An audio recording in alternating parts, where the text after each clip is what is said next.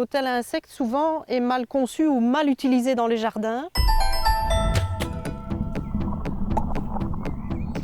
Bonjour, je m'appelle Bénédicte Charlier, je travaille pour le réseau nature de Natagora et aujourd'hui je vous emmène dans un jardin pour découvrir les hôtels à insectes. L'hôtel à insectes, fausse bonne idée parce que malheureusement ceux qu'on trouve dans le commerce ne sont pas vraiment adaptés aux besoins des insectes. La plupart des trous ne sont pas de diamètre adéquat. Le petit treillis protège une petite masse d'herbe sèche qui ne va pas accueillir énormément d'insectes. Les matériaux ne sont pas toujours adéquats. Alors l'alternative, c'est de les faire soi-même et de respecter les critères qui vont aider vraiment les insectes. Donc si vous voulez construire quand même votre propre petit hôtel à insectes, vous pouvez aussi récupérer une boîte de conserve et quand vous allez tailler une partie de votre roncier, vous récupérez quelques tiges creuses que vous laissez sécher, que vous coupez à la bonne hauteur, vous insérez dans votre boîte de conserve qui va protéger le plus longtemps possible ces tiges et vous installez ce petit hôtel à insectes dans le jardin. Alors l'hôtel à insectes, vous offrez le gîte, mais c'est bien d'offrir aussi le couvert et donc il doit être près d'une zone où il y a beaucoup de fleurissement. Autre point important, c'est que cet hôtel à insectes doit être bien mis au niveau de l'ensoleillement. Dans un endroit ombragé et humide, ce n'est pas du tout top pour les abeilles. Il faut plutôt choisir un endroit où il sera à l'abri de la pluie et en plein soleil.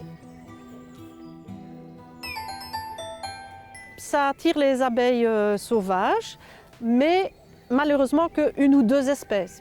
Sur nos quelques 300 espèces d'abeilles sauvages, la majorité, 80%, vont en fait chercher à faire leur nid dans le sol. Donc l'hôtel à insectes, ça aide une toute petite portion de nos abeilles sauvages.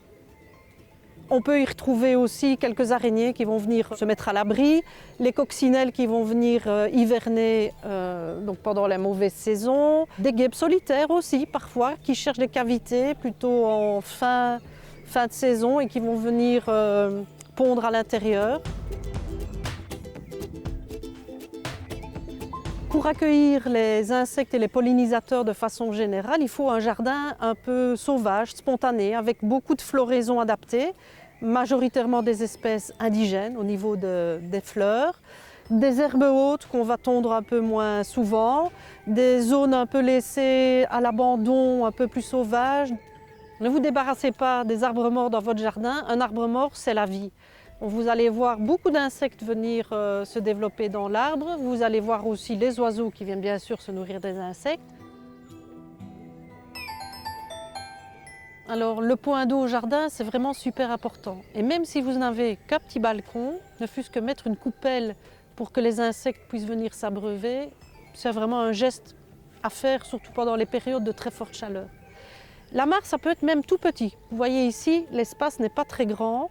On a creusé un trou, on a mis une bâche, on a installé des plantes pour les différents niveaux et surtout des plantes oxygénantes. Et la vie est venue de façon très spontanée. On y voit voler des libellules, on a pu observer tantôt un petit triton qui nageait. Tout cet environnement crée un écosystème en soi, mais en plus va offrir des zones un peu moins profondes où les oiseaux vont pouvoir venir s'abreuver et aussi se laver, et où les insectes pourront venir trouver une source d'eau importante en période de forte chaleur. Alors, si vous voulez aider les papillons dans votre jardin, moi ce que je vous propose c'est de garder un petit mètre carré, voire même plus d'orties. Vous allez comme ça accueillir plus d'une dizaine d'espèces de chenilles de papillons qui se nourrissent des feuilles d'ortie et ça va avoir un effet très bénéfique pour ces espèces qui malheureusement deviennent de plus en plus rares.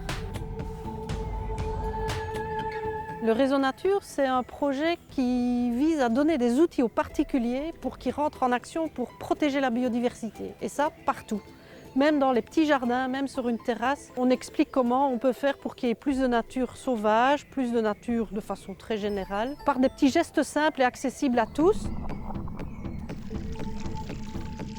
Les bons conseils pour accueillir les insectes au jardin, c'est un point d'eau, des plantes indigènes qui offrent une floraison abondante, variée et pendant toute la belle saison.